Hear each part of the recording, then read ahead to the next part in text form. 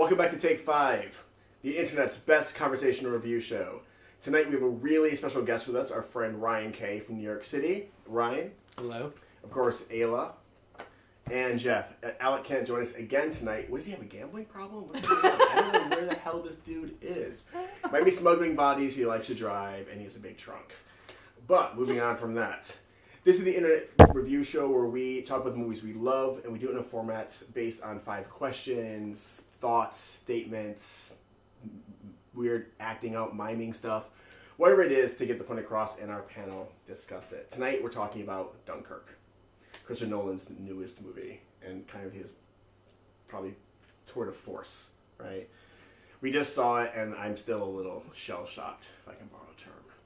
So, it's a good term. Starting right there, let's jump to the first comment, question, statement that we have from our panelists. Okay, we're going to start with,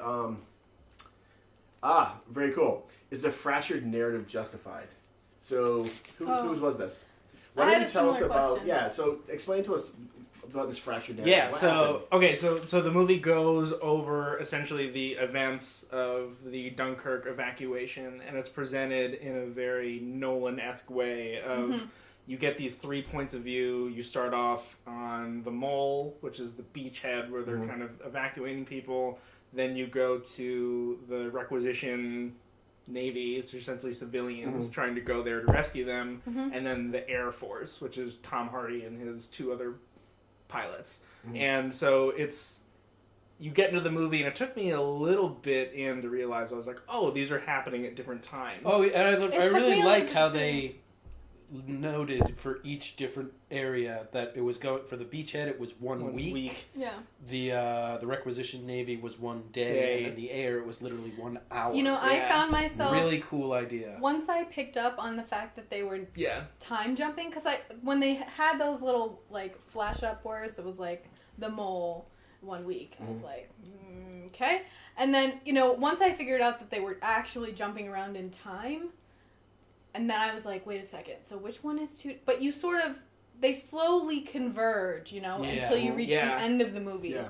Which I thought was really cool. I had the identical question, so when we get to it, I had something similar. It was something along the lines of non-linear storytelling. Yeah. At first it jumped out to me, and I was like, I don't know, like, is there something to this? Like, it felt slightly off, and then the more I thought about it, I was like, actually, no, this is really cool. Because this is essentially a movie about time. Yeah. Every part of this movie is time-oriented. You have to figure out how long is it going to take to get here, how much fuel is left. There's the scene where Tom Hardy is constantly checking his watch because his fuel gauge is broken, and he has to be in touch with his co-pilot in the other plane. Yeah. And how he has to constantly radio back and forth, and then is literally marking on how fast he's going, how much fuel he's used, as well as looking at his watch to see how far he enemies can keep are going. coming. And you know they're gonna get there. That scene where the movie starts to converge really closely. You get sea and air. You see there's one civilian ship we follow most closely, and then there's the airplane troop that we follow most close. Troop is the wrong word. Whatever, fleet, whatever. Squadron. Yeah.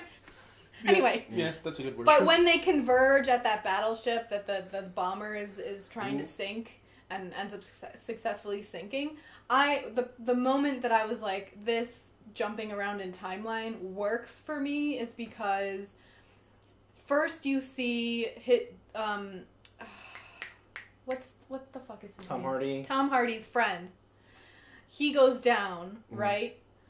And you see that sequence first with the planes, then you see it from the sailboat, and each time you see it, you get a little further in the story, and you get a completely different perspective. Like, Tom Hardy sees his friend go down, and he sees his friend waving, like, I've got it.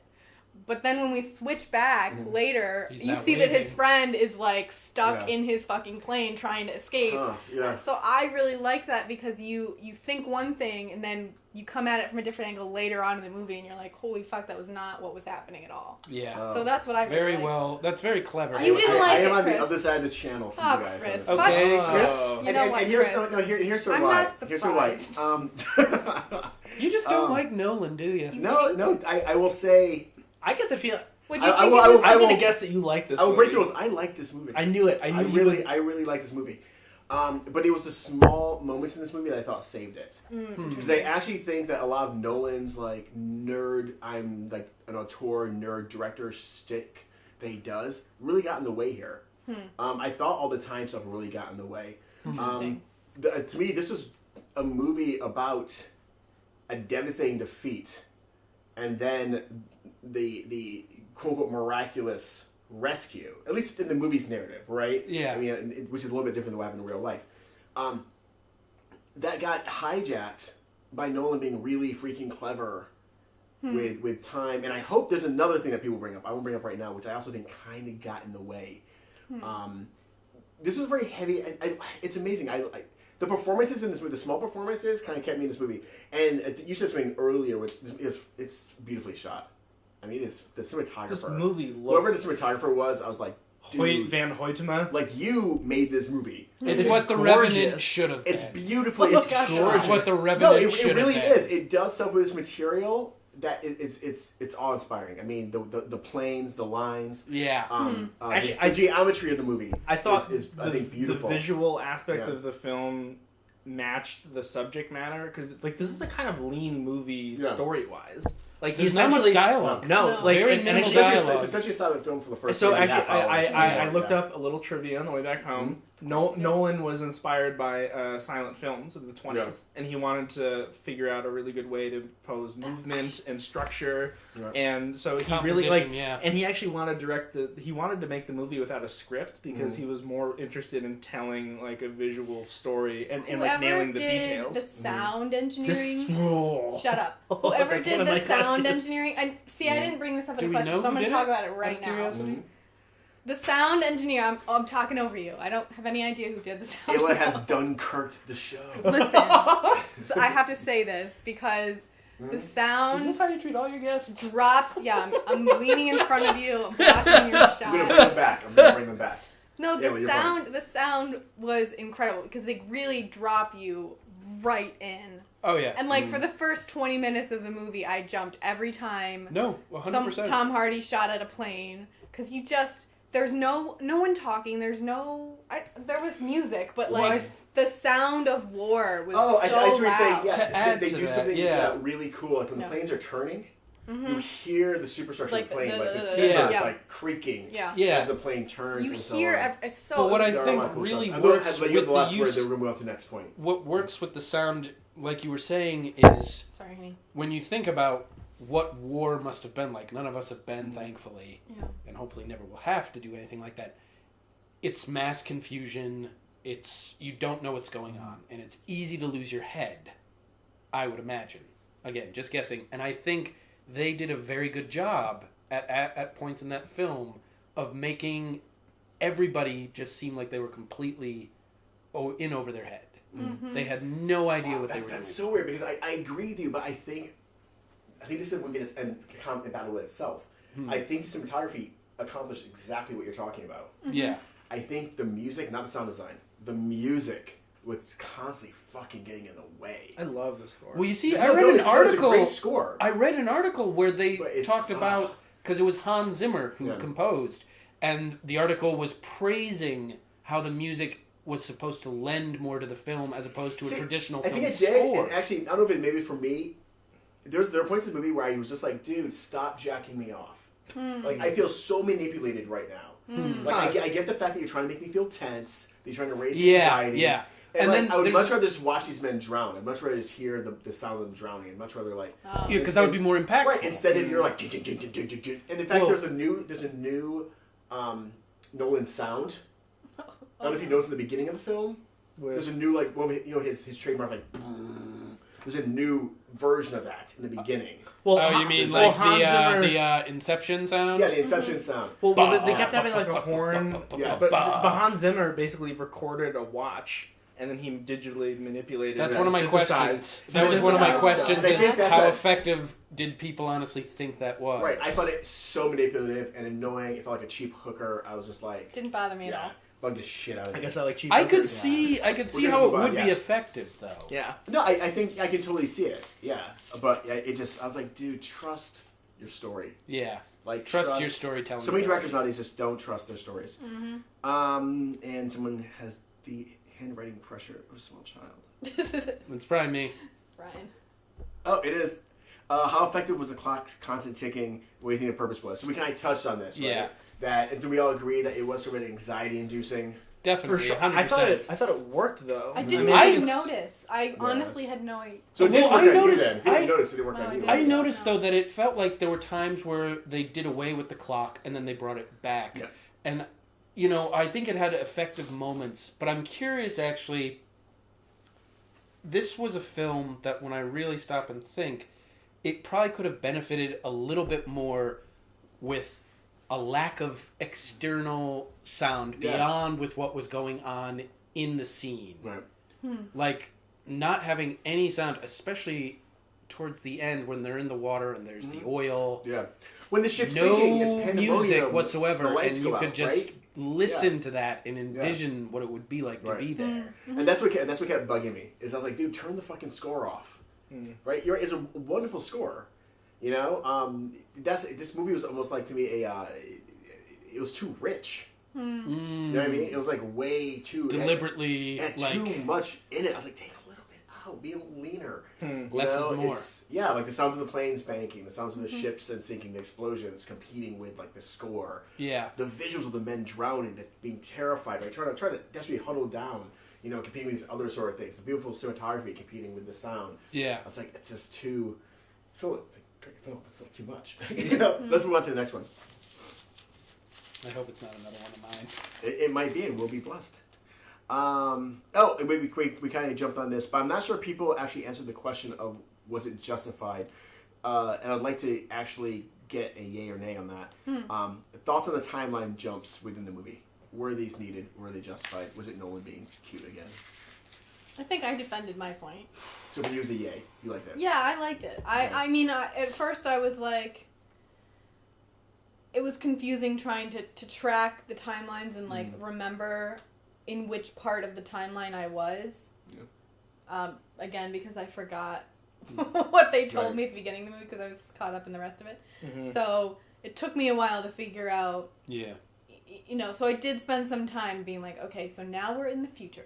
This is closer to where the end of the movie is. Okay, now we're back, So that took a little out of me. But overall, I thought I enjoyed the way the movie was structured. It didn't detract from it. Yeah, I thought it came together really well. It was interesting when I finally clicked in that that's what was happening. And I thought it gave me another perspective because we are looking at this event from different points of view, right? So I imagine that time relative to someone on the ground would be different to someone flying or someone in the boat. So I think it factors into that theme of it. To me, it gave me another window into the perspective of the people. Yeah. Touching on the film as a whole, from the sound which we were discussing to the clock ticking and now to this jumping narrative, I think the idea behind the film is he's trying to keep you constantly guessing as to what's coming next.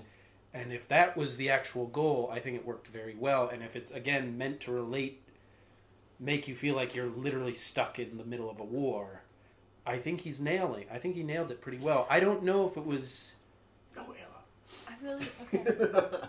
I won't interrupt. I was torn because I appreciated the attempt to throw you off a little bit, but I don't know if it's tough because I don't think I've seen a film in recent memory that had that type of changing narrative that was meant to keep you constantly off balance as to what was happening and trying to make sense of the world around you. I don't know if it was completely necessary. Okay, so you're still secure on the fence. I'm still on the fence a Okay. bit. Can I jump back in, Yeah, we please? can jump back in. So, I was just thinking about this, and it almost, because something you said triggered it, but it's almost like each scene foreshadows the next scene, because, there were a few scenes where the planes see this boat sinking off, in the distance, and then you come back to it later, but earlier, and you figure out how did that boat... And you recognize that someone's stuck on the beach, and the guys climb in, and and then. So I thought there was some really interesting foreshadowing in some scenes where you're like, what's that doing there? And then you find out later what it's doing there. Yeah. Right. How it arrived there. He kind of stuck the Memento fractured narrative. Well, yeah, I was going to say, this reminded me it's been a long time since I've seen it, but it reminded me a lot of Memento. It's a sense of moving forward while moving back, which I think lends a little bit to the disoriented nature of, like, war. Yeah, and in that respect, I was thrown off a bit, too. It does nail it. It's like an episode of CSI where they flash you the last scene of the show, and then you go back and you start at the beginning and you lead up. That though was fundamentally, I think, and then they'll sort of shepherd us on. Though that actually again was, God, I'm so torn on this movie. It's so much fun watching. But again, I think fucking Nolan is so cheeky. You know, I think it actually does a disservice to the subject matter. You know what I mean? We all know what the fuck Dunkirk was. Yeah. Right? Well, I had no idea. If you don't, you know, this thing called Google, right? You can just Wikipedia, right? Find out, right?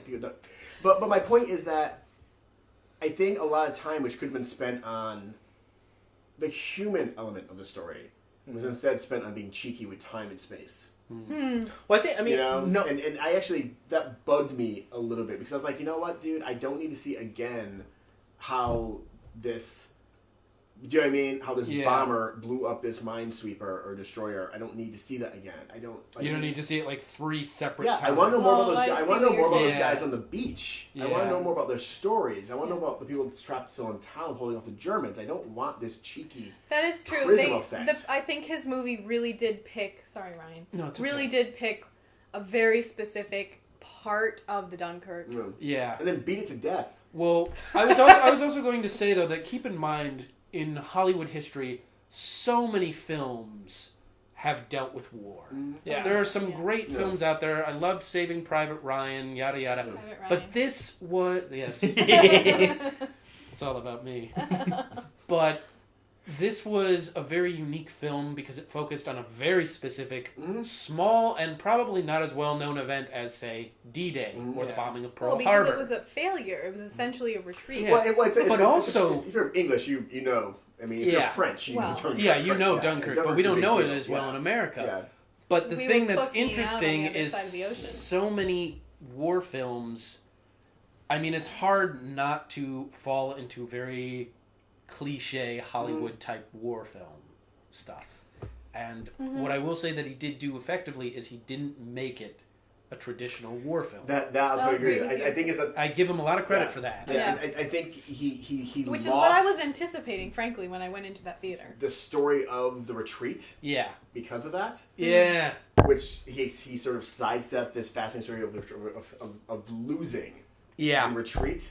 But you're right. He did not make a typical Hollywood. So film. I give him a lot of credit for that. Harry Styles' character brought that home at the end when he was like, "They're gonna hate us, and you know, that's we're what a he said? failure." Yeah, He's yeah. basically But on the train, just like, "Oh my god." My they're problem with gonna, that though is throw that to stones me at us." that didn't actually have very much emotional resonance. I will agree with you there Because I'll we agree hadn't with seen you. anything. We hadn't seen these men on the beach. We hadn't seen them up close. The lack of interpersonal Exactly. Being like, we interactions, failed. yeah. I'm terrified I'm going to die and I have to go back home now. Like, we were supposed to beat these guys. Like, we fucked up. Right. So, suddenly having Harry Styles, who, God bless Harry Styles. It was really good. Save Harry Styles, right? Well, no, I'll but agree it with had you. very low emotional resonance at the end. I'll agree with you, Yeah. but my point is that he was the one character who brought up that point at the very end. Yeah.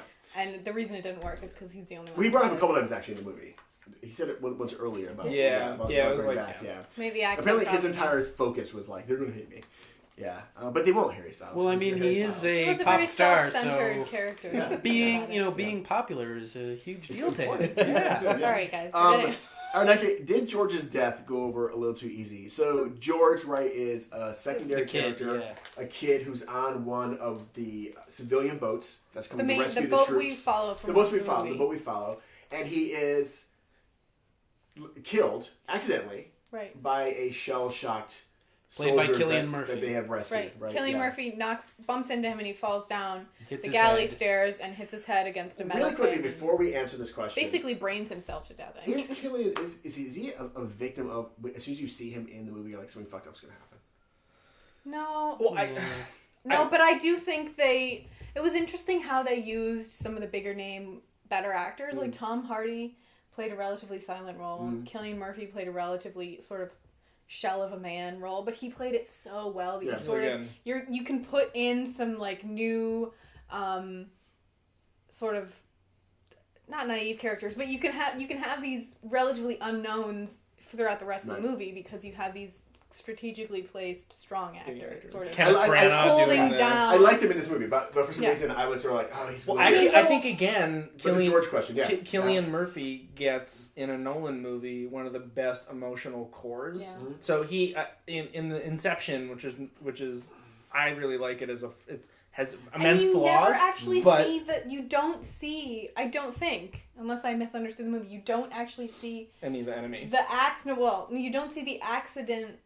The bombing of the ship that he is on that gets into the place. No, you don't see that. You never see it. You see before that, and then you see after, but you don't actually see it, which I thought was interesting. But like in Inception, though, which is like a very much a movie about process and procedure and cool shit, he had the best emotional moment in that movie. I think he actually had the best emotional moment in this movie. Like, he's ripped off a couple of Nolan movies. He actually was one of the best people, I think, in the first Batman movie. Yeah. No, but he really so he gets taken in off of this ship that he's just hanging out on that's been sunk, and they bring him in. He's very shell shocked, obviously, and he ends up hurting and killing somebody because of it. And that's my question, though. Here, let me finish. But he ends up. It's horrible, but it's a counterpoint to it's a nice microcosm of the sacrifice. Like, so much of this movie was talking about, like, hey, we're going to save people, like, we have to give something. Like, every little part of it was, oh, hey, here you are, got to get on this boat, we don't have enough people, hang here, we're going to try to come back. But, like, it's about, like, what you have to give up. And, like, that's kind of something, it reflected back on him, and it was, like, an emotional moment of, like, it was really dark. So the reason I asked my question that no one has addressed is because I don't really know how I feel about George's death and the way that everyone surrounding it reacted. Obviously, the soldiers have been at war for I honestly don't know how long at this point. When was Dunkirk?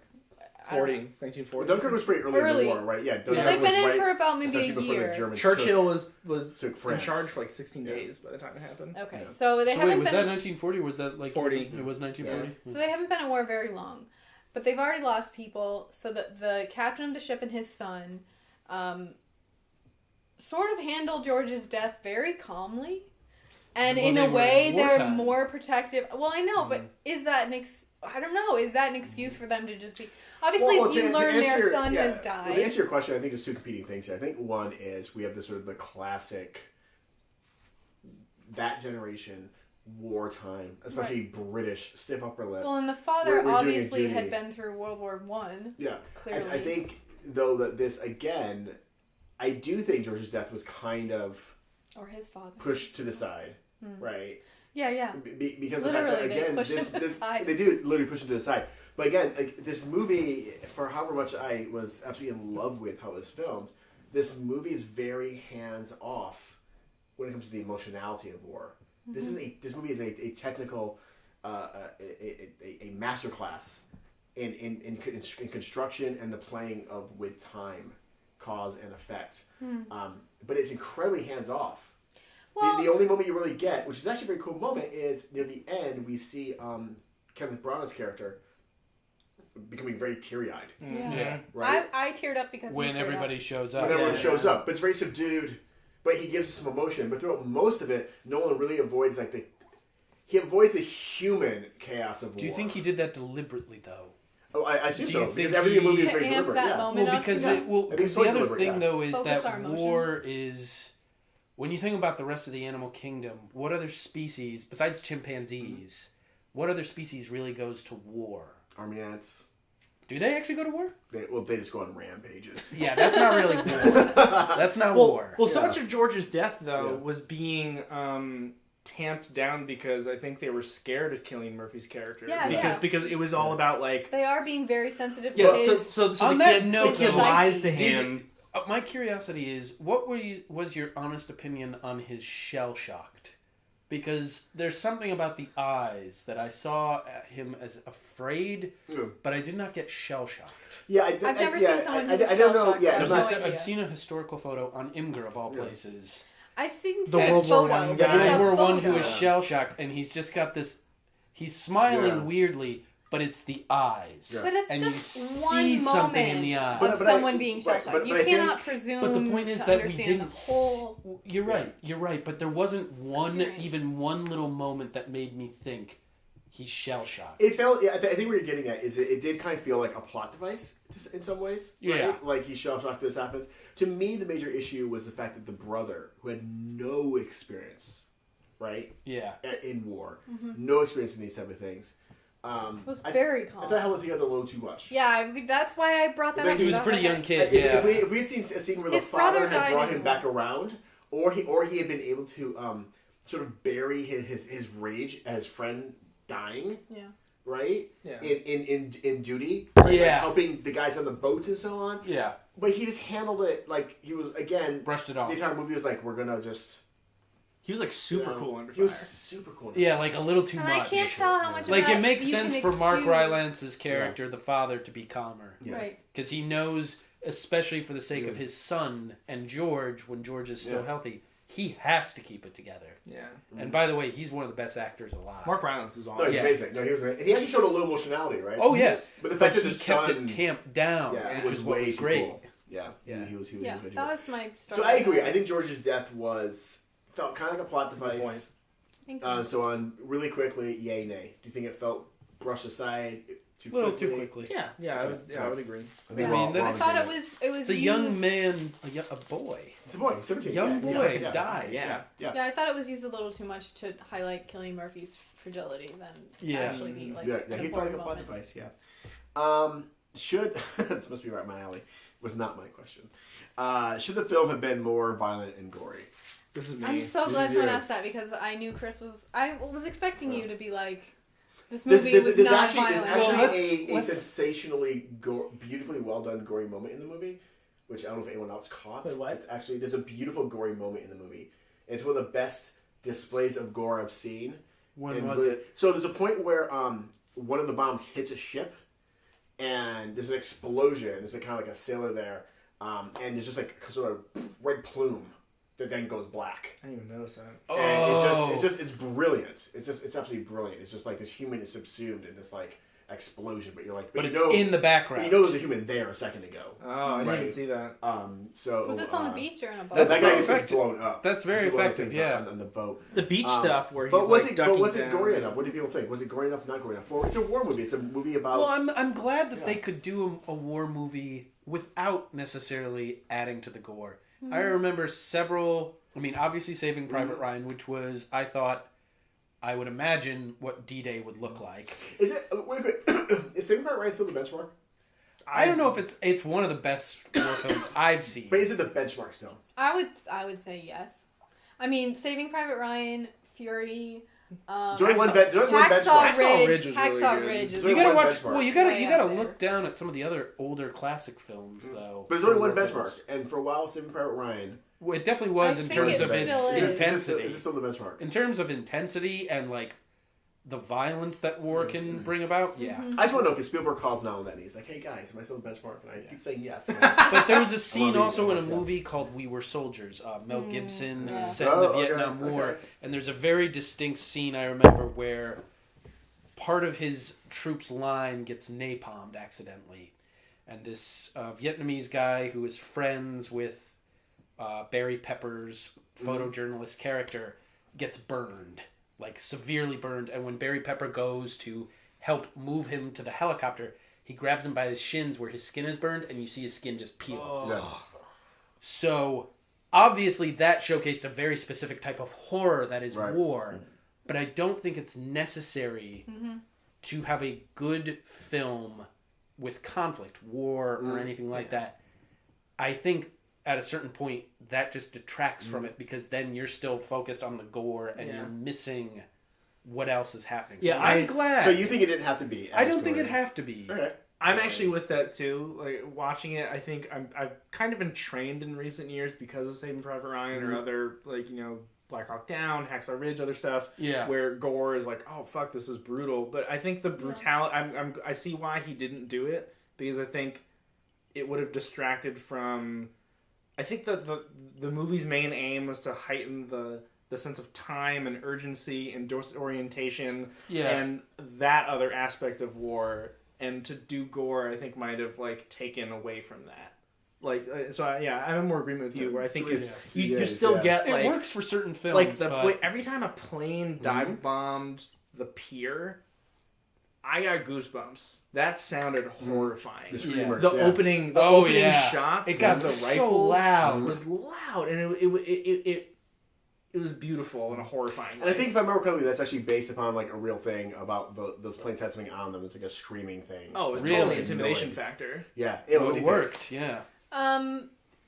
Yeah, it was honestly a relief to watch a movie about war that I wasn't constantly just like Grossed out. Yeah. like, you know, it was still.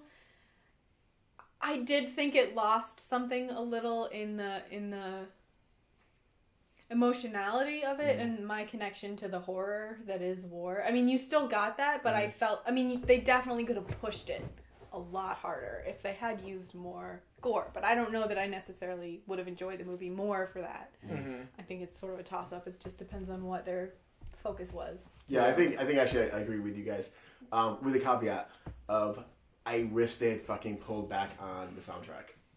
Well, Because I do think that a lot of this movie, right, was about the openness and the exposure and the absolute lack of safety, right? In the moment these German fighters can come screaming. Yeah, they're just out there. Right, they're out there. You know, the Germans are like coming toward them. You know, and it's them.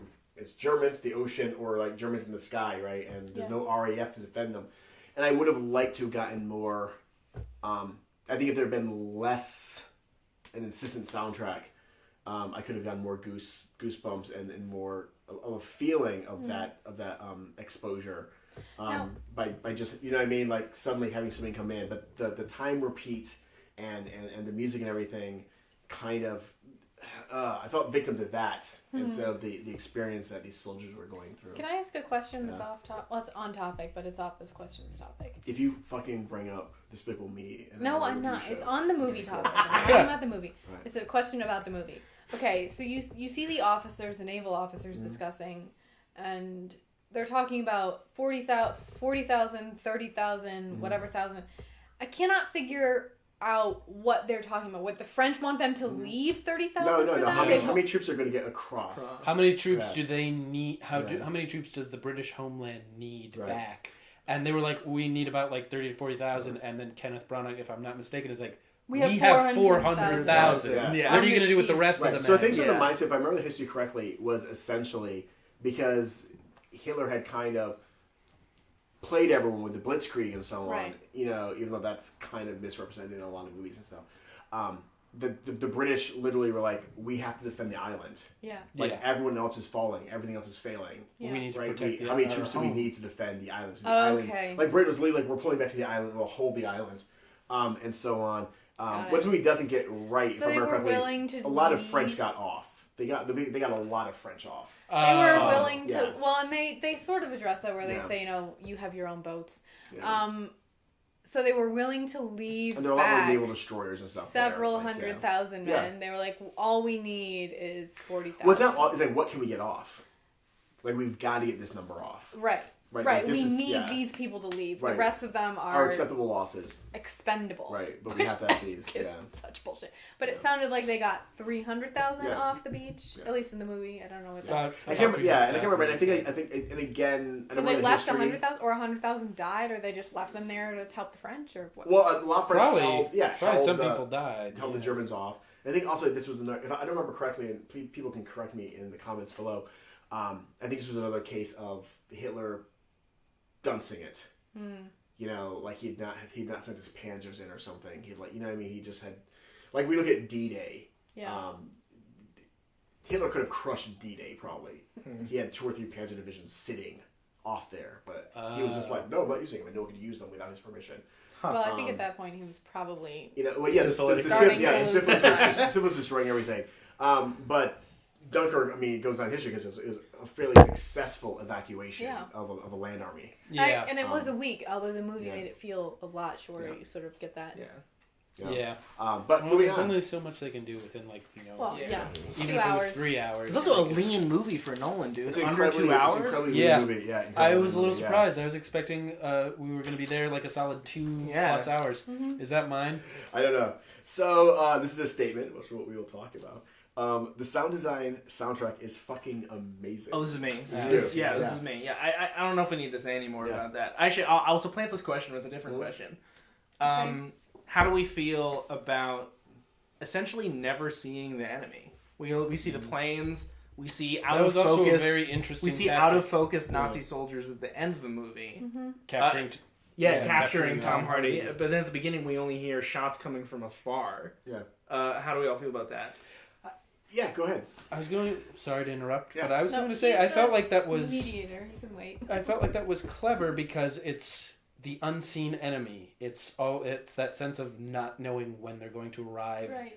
and knowing that they're at your doorstep, but it's like I can't see them yet. Where are they? Just waiting and waiting and waiting.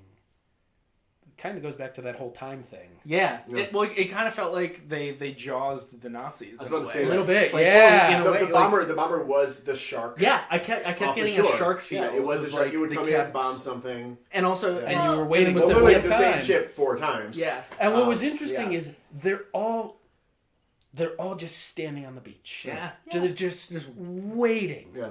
Waiting to die, honestly. Well, waiting to get off. Yeah. Well, But I'm sure a lot of Extremely soldiers at the vulnerable. time had the Yeah. thought, we're probably just sitting here to die. Right. well, aren't they we?" were. They mentioned that they were fish in a barrel, and I think it wouldn't have made sense for this movie to show the German bombers or go switch to their perspective. Like that's not the point.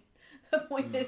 Well, I'm not saying seeing them in person, but even seeing them physically, because we Right. rarely. Yeah. Well, but I Yeah. think the point was Yeah. that they're on this beach. It's not a You're German on this story. beach. Yeah. Yeah. That you're not on the battlefront.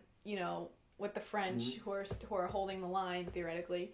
All you see of the Germans is the planes, and that's all the people on the beach see. So I think to switch to the front lines, you hear the gunfire in the beginning, but you don't see them. You just see the French line. Yeah.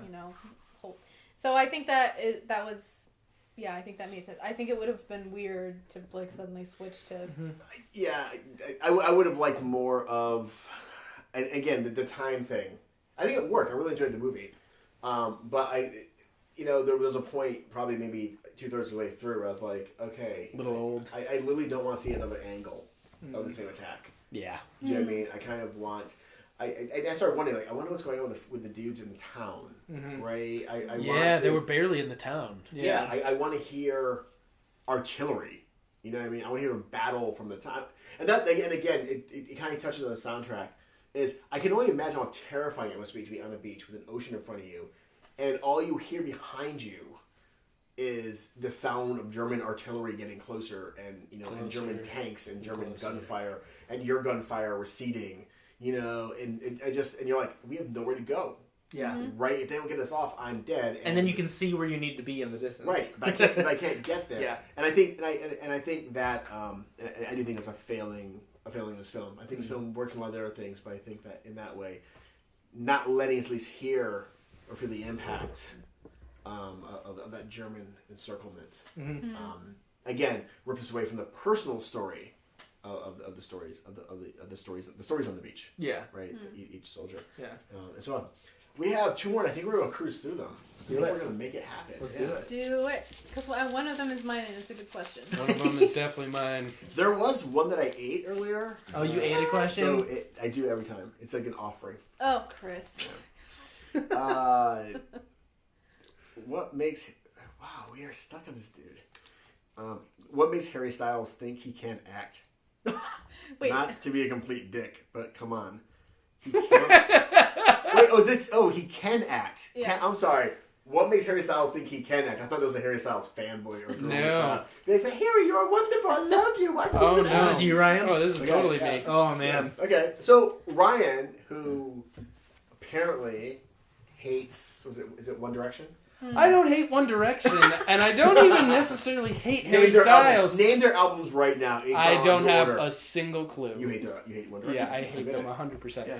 I don't necessarily hate Harry Styles, but what I get frustrated by and it makes sense from a business perspective, but as an actor I look at it and I'm like, that's bullshit, is when you see other entertainment industry stars cross over into a field that they're not as well versed in. And it's just like, it's clearly to make money. And I think it's... So, can I there's a story quickly, behind this. But can I hijack your thing really quickly? Yeah. Here, I'm gonna moderate explain you. Okay. Oh, okay. Here I think is why you couldn't stand Harry Styles in this film. Fair enough. Because in this film, and again I think it's one of the problems with this film, we are given the leanest of cuts when it comes to the personal experience of the people on the beach. So basically, if he had something much more if there had been complex, 3 or 4 better actors giving us stories, then Harry would have been a nice accompaniment. Yeah. Do you know what I mean? He would have been a nice side dish. Yeah. Instead, Harry is one of the main dishes. And in a film like this where you're hungry, I think to some degree, for the experience of the people on the beach, and you're like, wait, that one doesn't taste very good. Yeah. Right? And so suddenly Harry... I didn't think his acting was horrible. No, it wasn't horrible by any means. It wasn't great, right? Can I jump in That's here? one of the few things we have. I think that's problematic. I'm just going to jump in. I'm just going to start talking. Hey, look, don't, because that would break your track record of not jumping in and just talking. Oh, you have a track record? Yeah. So, okay. I honestly forgot Harry Styles was in this movie until the end of the movie, and then Jeff was like, so, Harry Styles. And I was like, that's why he looked familiar. Yeah. Honestly... I was just like, that's someone familiar, but I don't know why. It didn't even stop to think about why he was familiar. It's just like, there's a familiar face. Well, he has really strong eyes in a lot of his movies, like noticing and observing. Has he been in anything else besides I don't this? think so. Was this his first film? So the story that I heard behind this is he came in for auditions, and that Nolan took him off of the strength of his auditions and didn't know who he was.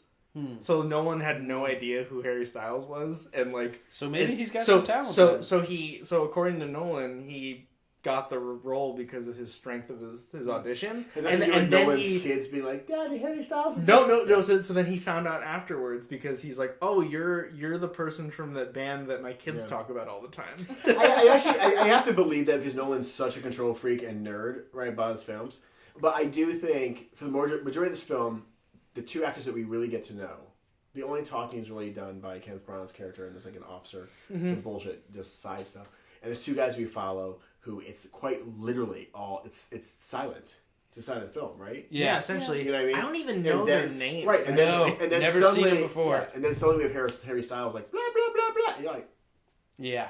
Like, and their performances, the 2 guys who barely spoke, they were great. They were a lot of unspoken like interaction. And actually, beautifully for done. Nolan, who's a director who I know you and other people really nail for expository writing, almost just like pulled everything. Oh back. yeah, he hardcore. I really want to see the movie after this one because I think in this one he kind of. Do you think if he could find a middle ground, he would get like, he's not really a director of the middle ground. He hasn't found the middle ground yet. He's always like, which is cool because it puts a Nolan stamp on things. Oh yeah. So a question I have for you. Yeah.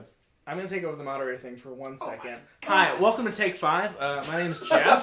No. Okay, so no, but a story for people. Yeah. Chris and I have argued for probably as long as we've known each other about Christopher Nolan movies. So I have one question specifically for you, and only you. Only me. Okay.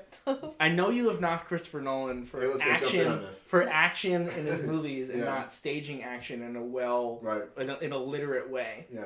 Did he accomplish that in this movie? No. Really? No, the action was pathetic in this movie. What? Yeah. Explain. Yeah, no, there was none.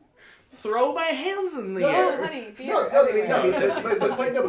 Quite literally, there was none. There was some let's say... But the dog fighting wasn't good enough for you? No, let's say some fairly mediocre dog fighting.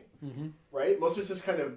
I'm not saying it wasn't realistic, right? But some banking and other stuff. But it's I liked that because I felt like I was there. Watch it again without the music and everything else. I think you'll be like, oh, I've seen way better dog fighting in other war movies. There really is no action because we don't have any people sort of... This was not an action movie. No. No, it was not. Right? So there really was no action in it. So I can't really answer the thing because... It was all about the anticipation. Yeah, I think he did his thing, but there really wasn't any action in it. I will, however, say that I think that the last third of the movie, he sort of blew his wad too early, and it lost a lot of the tension because we'd already seen the scenes. Do you know what I mean? And his clever sort of, incepting of it, if I can, being like this layer, this layer, this layer. Whatever the inception thing is, Yeah. And so I was like, dude, I've already seen this. It's kind of, but at least at that point, right, it became kind of an emotional thing. Like I'm a bit of a sap. I actually liked what I thought was kind of corny. The kind of the town party. That moment is my favorite.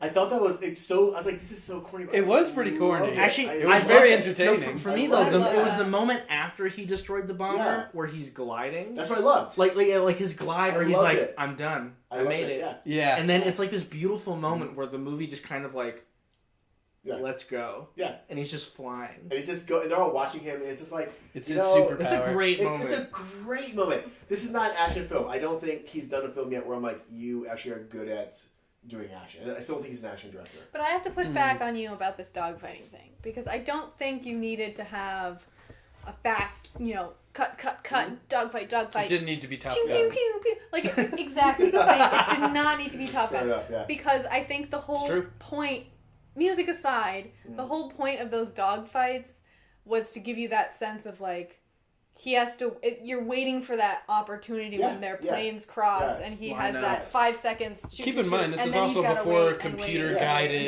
anything. No, but I think that could. So it's this waiting. He has to wait for his plane to bank and cross. I completely agree with you, but I think that could have done better. I think it could have been done better. I think it was done well in this movie. I wasn't sitting there being like, oh. Well, I was expecting I remember when I did my dogfighting, right? But I didn't think it was amazing. You know what I mean? I literally think this movie. I think what saves this movie, and again, I think is the cinematographer. This movie was fucking beautiful. I think this needs to win the best cinematographer. I don't think if this wins best movie, I will punch a child. Kick a child. That's easier. But I like to commit. I want them to see me. I don't want them to know why it's happening. Well, no, you gotta. This is gonna haunt me someday. They're like, Your Honor, exhibit number 1. But there's so much in this movie that's like, dude, turn the music down, overdone. Never once was I like, that's a bad shot. Yeah. Speaking of sound, how it looked. Just briefly off topic. If you have not seen the movie Stoker, I highly recommend it. I love Park Chan-wook. Yeah. Well, we have to add it to our list. Okay. Watch it because they do a really good Yeah. thing with sound. Cool. So it goes on the list. I'm going to go to the next statement question. That's idea. mine. It My may not statement be. question. No, it's probably It's a mine. typical Ayla question, too. Oh, wait, if you no, maybe read it's it. not. It's mine. Let's see. Yeah, all mine have been. Oh. I think. No, come on. You have to do my question, Chris. Oh, there's one more? Wait, That's you probably said mine. there was only 2. There's only one, actually. Chris! How effective was the use of non-linear storytelling? We We already did that. You guys are sort Chris, of. You guys we are are stuck on answering my goddamn question. Okay, You alright, read it. alright. I'll read it because actually I didn't like what they did. Okay, And well. I'll tell you why in a second. What's the question? Who else guessed that the Silent Man was French before they revealed it? I guessed it the second you saw him I didn't. burying So the this is dude on the really sand. quickly, right? So this is a character who has been silent throughout the entire film. One Right, of the very you first characters that you meet. Right, and then they're in a boat waiting for the boat to be lifted by the tide off. The Germans are shooting at it. And Harry Styles Harry accuses Styles him of being German. being a spy, which is one of the dumbest things ever. Yeah, why would he That Right. jumped out a bit. Yeah, it's like, how did he pick that guy? Well, the thing was, it was that fear, right? Yeah. He's stuck in this thing, and so he's punching out at something. And everyone thinks because the guy hasn't spoken and he keeps not speaking, that he's German. clearly And German. then suddenly he says, no, I'm French, in French. Yeah. But I knew it the second that... So one of our main characters sort of stumbles across this guy burying a dude in the sand. And you sort of have this close-up of the guy that's getting buried is shoeless, and the Frenchman is tying his boots, clearly the dead man's boots, onto his feet. And then as you sort of pan out and the one character walks away, you're stuck on this guy, and he's like tucking his shirt into pants, and like he's clearly getting dressed in the dead man's clothes. Yeah. Like it was so obvious to me that he was obviously I read into it. a Frenchman trying to get off the beach, especially because throughout the movie they keep kind of slapping you in the face with this Frenchmen aren't allowed, no Frenchmen, no Frenchmen, only English, only English. So obviously he's French. I read it as a dude who knew was the like whole needing movie. new shit and was like, oh, here's a dead guy. I got some new boots now. I knew like, this. I just knew. It There was just- something about him. I was like, It's really bugged me. I'll admit, I did not guess until that scene because he was French. Because I think I was just going along with the movie sort of flow that like, okay, it's silent. And there was no reason for him to speak yet, right? It's silent. no, I was like, there's something weird about him. But it bugged me that the person that we identify essentially as a deserter and stuff. I was like, can we stop this trope in movies where the French just keep it's like this ahistorical idea that somehow the French were the wusses of World War II. When the French like fought their asses off, they got caught by surprise. They actually had really good tanks and so on. But essentially, they got caught by surprise. They were using their tanks the wrong way, and they bore the blunt of Hitler's blitzkrieg. Yeah. And they got caught out. And so a lot of people are like, well, the French have always been weak, forgetting the French empires which have existed. or that they had huge resistance. Napoleon groups almost and, like, conquered the world. The fact that the French resistance continually bled the Reich throughout the war. Yeah. And this whole, it kind of bugged me at the end. I was like, oh, yay, it's not a slap at the French. Like the deserter, who and then dies. Right. Yeah. That was Right, who then tragic. drowned. And he's the Oh, only, yeah, he he's the does. one guy who's always sacrificing himself for the Yeah. benefit of everybody Right. else. Yeah. Like, Literally, like, yeah. Like his reasoning might be a little selfish, right? But it's like they kind of get the guy, that guy to the ship, the guy on the gurney. On the, See, I gurney. didn't see any of his actions as being selfless. I saw them all as being very selfish. Yeah. He helps him carry the gurney because he knows it'll Yeah. get him on the ship. He gets the guy to sneak down onto the underneath the mole so he can help sneak Oh, on. the He dude's stays trying to outside live. of the ship. Yeah. Like, he is working so hard Yeah. to survive. He gets on the dinghy Yeah. boat with Cillian Murphy early in the movie, and the other actual Englishman gets dragged in the water Dude, behind him. he saves their lives. Yeah, He tosses the little rope out. yeah. He's like constantly being like, I'm gonna survive, but if I can help it, Yeah, I'll I'll help save you. other people. But he's he clearly- opens when the ship goes down. Yeah. He opens He the door opens for them up to get out. the door so For they Harry can- Styles to so get they out. can Yeah. swim And out. Harry Styles calls him Thinks about it. a mole, He yeah. really thinks about it before he does it. He's like, "Do I just?" Well, the ship's going down. right. He quite literally has to walk. And that was actually a great shot. Yeah, The right. ship, he Yeah. actually has to walk sideways because the ship's going down. Well, I know. Right? But throughout it, it just bugged the shit out of me. I was like, really? There's not another. But that's I right, see there's not his another character- human story we can tell other than a Frenchman who's deserting. The I deserted see. narrative. I see his Yeah. character. I didn't see him as a deserter because there were a lot of Frenchmen getting pulled off the beach. He was just trying to get off any way he could. Well, he obviously deserted. He had put. He legally technically had deserted. Right. He had changed his uniform Yeah. into an English uniform. Yep. He had committed a crime. He would have been court-martialed if he'd been caught. So he died. But I see him more as So I see him more ultimate as a court-martial. character. He died. I see him more as a character who sort of embodies this whole everyman for himself aspect that was kind of a main theme throughout the movie. But he wasn't every man for himself. Yeah, because he He he went out of continually his way. Helped other people. Even when he was terrified and his Yeah. instinct was to survive more than any other character, with the exception of maybe the common Englishman Right. traveling across the channel to save everybody. Out of all the soldiers, he's the one who always listened to his conscience and realized, I will regret this if I do not save He's them. like, I'm gonna live, but okay, I'm gonna do something to at least they have a chance. He was self-serving, no doubt about Yeah, it. Did he get He wanted- tangled in the chains at the end? Is that what Yeah, happened? yeah, he got tangled up That was somehow. that was a stunningly clumsy scene. It really Yeah. bugged It, well, the yeah, shit because out they of me. never, Yeah. they should have shown The that chance he to was show caught. something, yeah, suddenly he's like, You got that he was caught, but you were just like, Yes. why is he There caught? wasn't- What is he there caught wasn't on? a change Why can't shown. he like rip Well, there through was it? early Yeah. on. You see some of the early shots of the boat when they're inside. You can see Yeah, the chains. but All right, I they guess- could have, yeah, it's they for could the- have yeah. made it a little clearer. yeah, I think. that really bugged me. But we're at the end of our comments. Well, I want questions, one and so last. on. I want Yeah. one last question. All right. You have a guest question. Thank you. Yes. Didn't know that was the thing. I think overall it was a great film. Obviously, it had its issues. And we do enjoy the fact that there were aspects of the film that were basically a silent film. Mm-hmm. But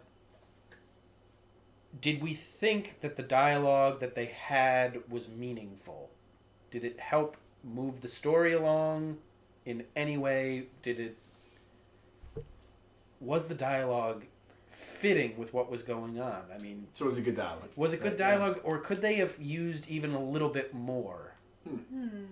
I had a mixed feeling about it. Right. What do you jump off? Well, on the one hand, as we see on, for example, the civilian boat, when it's going there, when they talk only when absolutely necessary. When they're on the beach, they talk only when absolutely necessary. And what I thought worked very well is if this is wartime and everybody is trying to stop themselves from shitting themselves, basically, odds are you're not really thinking about what you want to say next. You're going to say the minimal just to convey a message, get it across, and then you're going to stay focused on the fact that I am about to enter a war zone. So if that was their goal with minimal dialogue, I thought it worked. Well, I guess I have to ask you, but do you... So that's a very technical breakdown of it. Do you think it worked in this movie? Do you think it worked for the movie? I would have honestly loved to see just a little bit more. Okay. Just a little more. Yeah, that's interesting. I didn't mind the lack of dialogue. I didn't mind that the only dialogue was pertinent. It wasn't superfluous. It wasn't, just yammering. It was very critical dialogue that needed to happen so that I understood what the fuck was happening. Yeah. Or it was like, it wasn't something the characters could convey with their eyes. If they needed to get something done as the characters, you have to say something.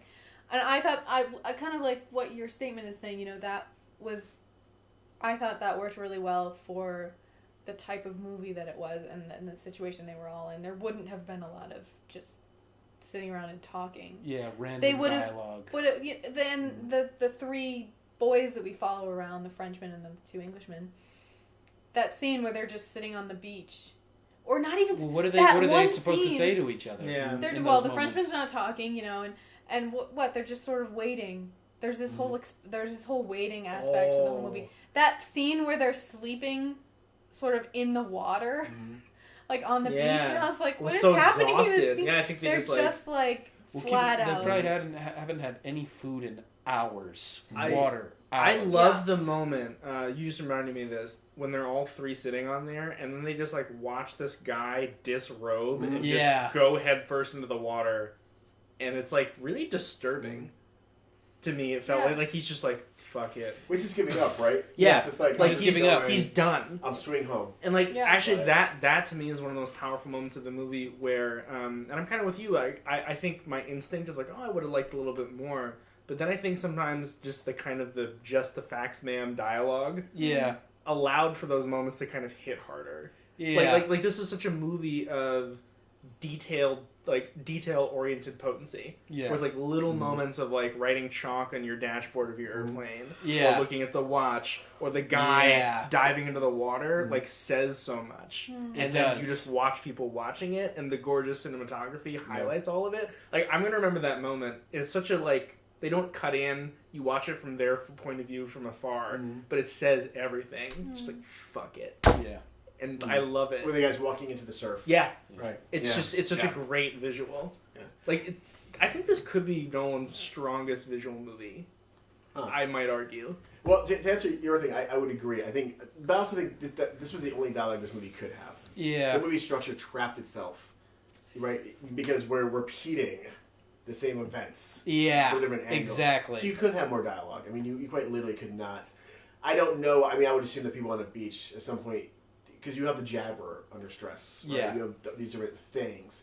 So I don't know, but I would agree. I think it probably is his strongest. I think visually, it's a really the lines in the movie are stunning. It's a really beautiful movie. And it's not as clumsy. And I may get hate for this, and please type it on your keyboard so I get it.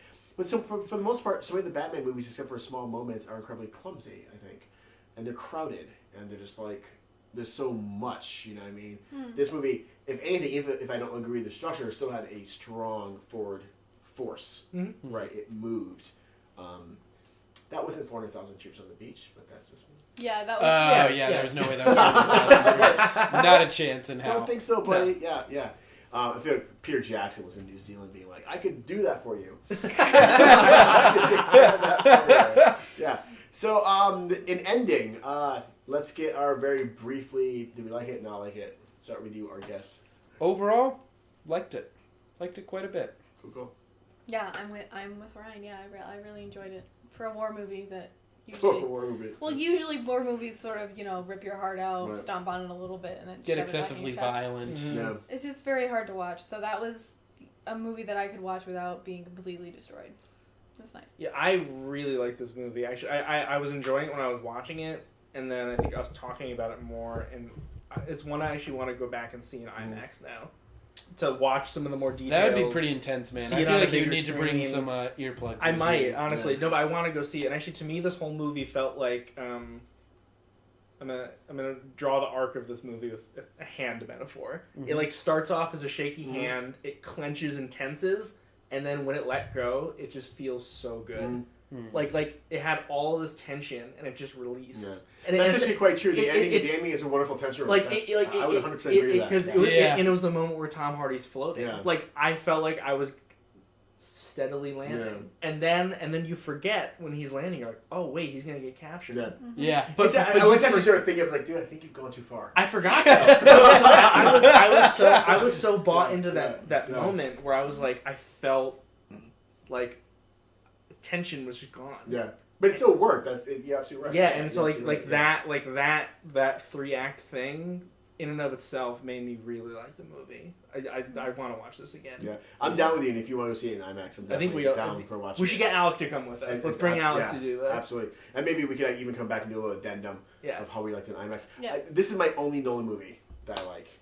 You like The Prestige. You like The Prestige. I do. I tricked you one time and you admitted it. I do, but this is the only one that I'm like, I like this movie. The Prestige is kind of old, and I don't really think about it. I think I'll think about this movie for a while. And for some reason, I don't count The Prestige with all the other Nolan movies. So, the modern Nolan movies. Yeah. It's so very different. It's like a movie he made so he can make other movies. Actually, before we part, this movie actually made me think of Mad Max Fury Road in a movie with a lot of visual stuff packed into it, where I want to go back and see it again because I know there's more specificity behind it than on first pass. I think I wonder if I don't think this movie I would argue that I think what we'll find is that no, there's not a lot more packed in this movie. Yeah, because it's so lean with what it does. But I think it's a really good movie. So if we haven't ruined Dunkirk for you, go and see it. I would also advise you to stick around for the hidden scene at the end of the movie, at the end of the credits. When someone you're a dick. Amazingly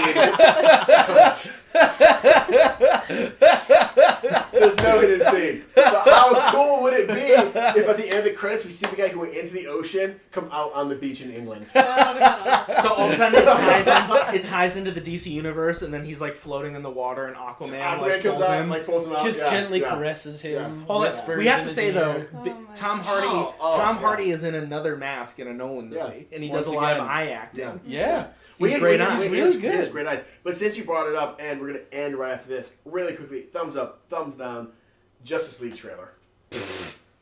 Justice League trailer. Oh. No. DC. What the fuck is wrong with you?